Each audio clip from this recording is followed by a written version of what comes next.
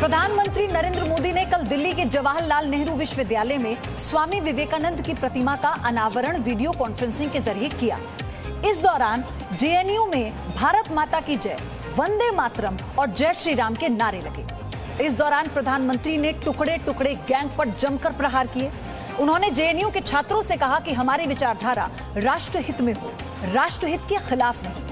PM Modi ने कहा कि राष्ट्रहित से ज्यादा अपने विचारों को तरजीह देने की प्रथा ने नुकसान पहुंचाया है। तो अब ऐसे में सवाल क्या है आज के, अब वो जानिए। विचारधारा के नाम पर राष्ट्र का विरोध आखिर क्यों हो रहा है? दूसरा सवाल, राष्ट्रहित के मुद्दे पर विचारधारा राष्ट्र के साथ आखिर क्यों नहीं है? तीसरा सवाल, स्वामी विवेकानंद की राह पर कब चलेगा टुकड़े गैंग? चौथा सवाल, राष्ट्र धर्म निभाना कब सीखेगा अफजल प्रेमी गैंग? पांचवा सवाल ये, विचारधारा के नाम पर प्रधानमंत्री का अपमान आखिर क्यों हो रहा है? तो मेरे साथ मेहमान जुड़ चुके हैं। इस वक्त पैनल मेरे साथ जुड़ चुका है। रोहित चहल है, बीजेपी के प्रवक्ता मेरे साथ हैं। अवनिजेश अवस्थी, पॉलिटिकल एनालिस्ट मेरे साथ जुड़ चुके हैं। सुनीत चोपड़ा, सीपीएम लीडर हैं, मेरे साथ जुड़े हैं। Very good morning. सबसे पहले तो स्वागत है आप सभी का।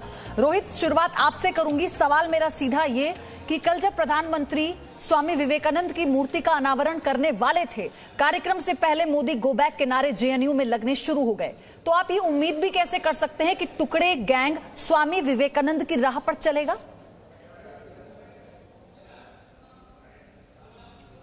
देखिए, बिल्कुल आपने सही कहा, उनसे उम्मीद तो नहीं है, लेकिन फिर भी माननीय प्रधानमंत्री जी ने जिस तरीके से कल अनावरण करते हुए हमारे जो युवाओं के लिए प्रेरणा स्रोत स्वामी विवेकानंद जी हैं, जो हमारे एम्बेसडर रहे पूरी दुनिया के अंदर, जिन्होंने भारत की जो एक इमेज थी, एक पूरा एक विश्व के अंदर एक मैसेज दिया कि भारत जो है वो एक दूसरा भारत है जो दुनिया देखता है, वैसा नहीं है। और 21वीं सदी उन्होंने कहा कि जो भारत की सदी होगी, और यही हम देख रहे हैं कि जो आज भारत के जो युवा हैं, चाहे वो जेएनयू से हो, चाहे वो अदर विश्वविद्यालय से हो, चंद मुट्ठी भर युवा हैं जो जेएनयू का नाम बदनाम कर रहे हैं, लेकिन बाकी जो जेएनयू से पढ़ के निकल रहे हैं, भारत के एम्बेसडर के रूप में पूरे दुनिया में भारत का नाम कर रहे हैं। और विवेकानंद जी ने हमें प्रेरणा अपने देश के प्रति जिस तरीके से एक प्रेम और समर्पण की भावना सिखाई है।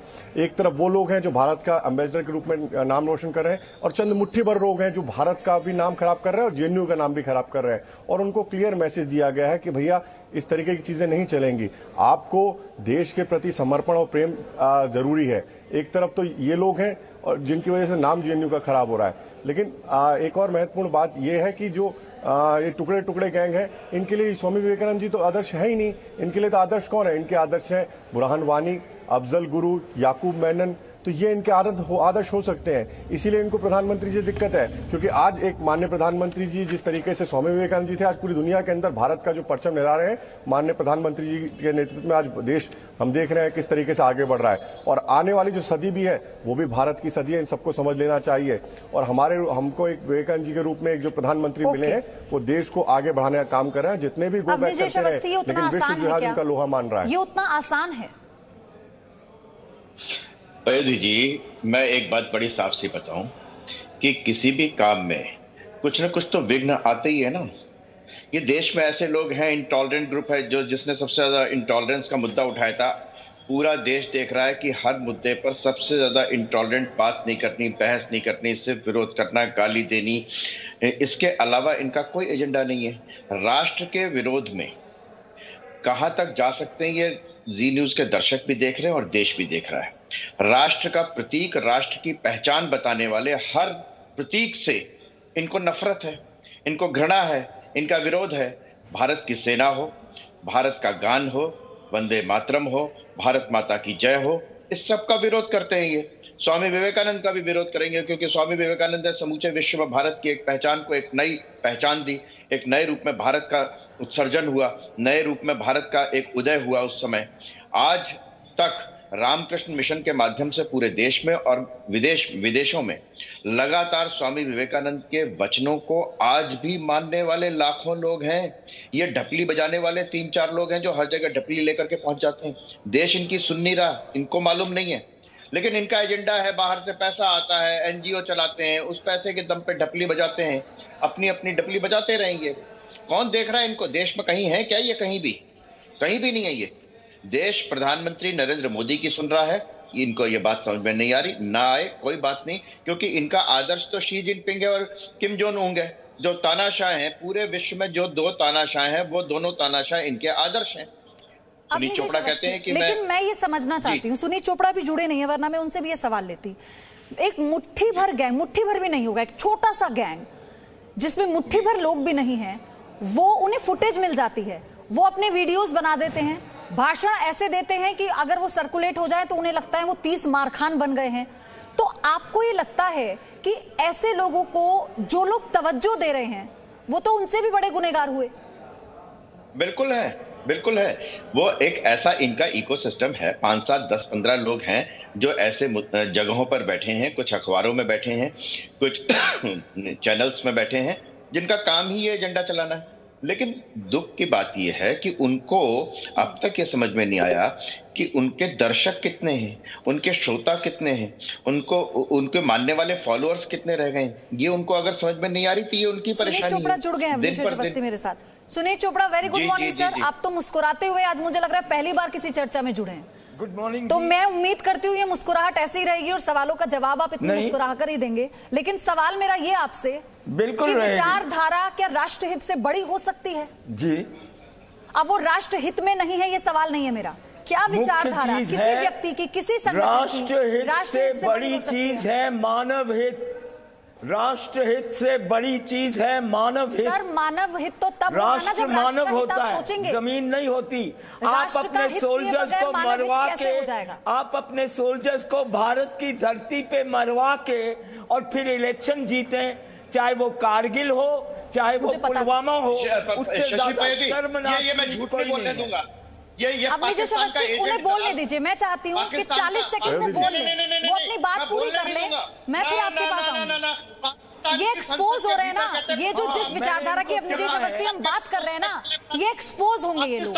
ये एक्सपोज हो चुके हैं और हर बार एक्सपोज होते हैं, हर बार एक्सपोज होते हैं। डर गए हैं वो, साले झूठ बोल बोल के डर गए हैं। इसको इमीडिएट कहिए कि पाकिस्तान की संसद में पाकिस्तान ने स्वयं ये स्वीकार किया। पाकिस्तान के पैसे। सुनीत चोपड़ा,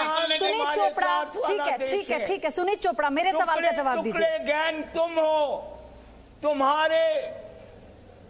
सुनीत चोपड़ा, आप मुझे ये बताइए, ठीक है सुनीत चोपड़ा, आप मुझे ये बताइए कि टुकड़े गैंग ने कब शहीदों को लेकर कोई? अरे सुनीत चोपड़ा जी, आप तो टुकड़ों में पल रहे हैं पाकिस्तान के, चीन के। सुनीत चोपड़ा, अरे चीन के दलाली छोड़ के बोलो वंदे मातरम। विरोध के लिए चोपड़ा जी, झूठों के मुंह। अरे सुनीत चोपड़ा जी, चीन की दलाली छोड़ के बोलो वंदे मातरम, पाकिस्तान की दलाली छोड़ के बोलो वंदे मातरम।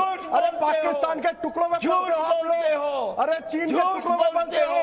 अरे तुम्हारे जैसे झूठे मक्कार बेकार लोग हैं।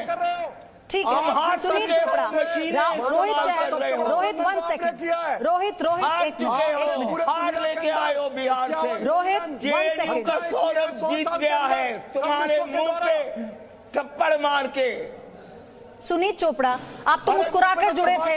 धैर्य के साथ आगे बढ़िए, धैर्य के साथ चर्चा को आगे बढ़ाइए। सुबह का वक्त है। रोहित और सुनीत चोपड़ा, मैं आखिरी बार आप लोगों से कह रही हूँ, धैर्य के साथ अपनी बात रखिए। ऐसे बात नहीं रखी जाएगी, ऐसे बात नहीं रखी जा सकती। कुछ नहीं मालूम। सुनीत चोपड़ा, आपको सवाल सुनना है? सुनीत चोपड़ा, आप सवाल सुनेंगे? उन्होंने कहा था मानव कुछ ये जलाली करते पकड़े गए पुरुष सुख। अरे भारत माता की जय बोलो सुनीत चोपड़ा जी। ब्राह्मण सिर से निकला, बोलो भारत माता की जय। अरे चीन की दलाली छोड़ के भारत माता की जय बोलनी शुरू करो। अरे बकवास मत करो। अरे चीन के टुकड़ों में कब तक पलते रहोगे? आपने तो सेना को खून देने से मना कर दिया था जब 1962 की लड़ाई हुई। उस समय जब सेना को खून की बोल लिया आप दोनों ने बोल लिया। रोहित और सुनीत चोपड़ा, मैं आखिरी बार आप दोनों से कह रही हूं, अगर आप लोग ऐसे बैठकर टीवी पर एक दूसरे पर इस तरह का छिछालेदर करेंगे, उससे बेहतर है कि आप मेरे सवालों का जवाब दें। उससे बेहतर है आप इसीलिए यहां पर आए हैं। सुनीत चोपड़ा, मेरा सीधा सवाल आपसे है, भारत माता की जय बोलने से आपको दिक्कत? वंदे मातरम के नारे से आपको दिक्कत, राम का नाम कोई जप ले तो उससे आपको दिक्कत, अब तो स्वामी विवेकानंद के विचारों पर तो आप लोग भी विश्वास करते हैं, ऐसा आप कहते हैं, तो फिर इतनी दिक्कत क्या है? कोई दिक्कत नहीं है, लेकिन जो लोगों का राम से कोई ताल्लुक नहीं है, अपने मन से अयोध्या बना के मस्जिद तोड़ के कहते हैं वहां राम आए, इनको ये मालूम नहीं है कि आप कोर्ट के फैसले को चैलेंज कर रहे हैं सुनीत चोपड़ा यहाँ बैठकर, कोर्ट के फैसले को चैलेंज कर रहे हैं। उन्होंने कविता नहीं की थी यहाँ और कहा था मान के खाई मस्जिद में सो वो मस्जिद इन्होंने तोड़ी है, वो काम इन्होंने किए हैं। इनकी कारनामे सामने आ जाएंगे तो शर्म से भाग जाएंगे। सुनीत चोपड़ा अपनी विचारधारा को बढ़ाने के लिए देश का अहित तो मत कीजिए सर, क्या कर रहे हैं आप? सुनीत चोपड़ा अपनी विचारधारा को बढ़ाने के लिए आपको देश का अहित मंजूर है? अभी कुछ तो समझिए, कुछ तो सोचिए सर, कुछ तो सोचिए अपने देश। मुट्ठी भर लोग जिनकी बात कर रहे थे, मुट्ठी भर लोग, इनका क्या फर्क पड़ेगा? अरे जूते मारे जनता ने आपके मुंह पे सुनीत चोपड़ा जी, मिट्टी भर नहीं, जहां पर नक्सलियों के अद्वैत को बनाने वाले करने वालों आदि शंकरा पैदा हुए थे केरला, वहां पर लाल झंडा लहरा रहा है। तेरे टुकड़े होंगे इंशाल्लाह इंशाल्लाह। अरे आप लोगों के टुकड़े कर ये विचारधारा की लड़ाई आप देख रहे हैं, झूठी ऐसी विचारधारा जिसमें देश हित की राष्ट्र हित की बात ही नहीं है। सुनीत चोपड़ा आपको सुनना होगा अपने देश की। हम उन लोगों की बात कर रहे थे जो मुट्ठी भर भी नहीं है, लेकिन सोचिए कि ये कैसे विवेकानंद की विचारधारा के साथ जुड़ेंगे, कैसे उनकी राह पर चलेंगे। ये लोग मरेंगे। ओके सुनीत चोपड़ा, शशि जी इनका आवाज, इनकी आवाज कम करिए, ये लगातार बोलते रहते हैं, इनकी आवाज कम करिए। शशि जी अभी इन्होंने मानवता की बात की है, मानवता का सबसे बड़ा दुश्मन लेनिन, स्टालिन, माओ और किम जोंग उन है, और ये चारों इनके हीरो हैं। इनके पीछे देख लीजिए, इन्हीं की फोटो लगी होगी। लाखों लोगों को गैस के चैम्बर में डाल के मारा, युवाओं को 50,000 युवाओं को चीनी टैंकों ने कुचल दिया थिएनअनमेन स्क्वायर पर।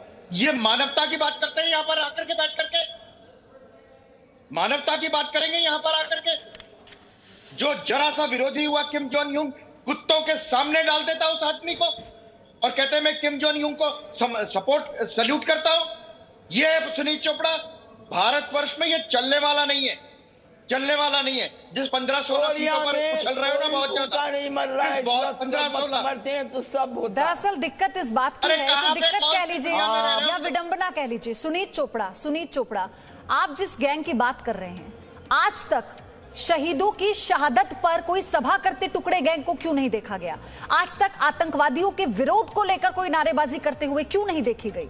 आज तक 370 के विरोध को लेकर हमने कोई नारेबाजी क्यों नहीं देखी? आप विचारधारा की बात करते हैं तो विचारधारा राष्ट्रहित से बड़ी नहीं हो सकती, ये आपको समझना होगा।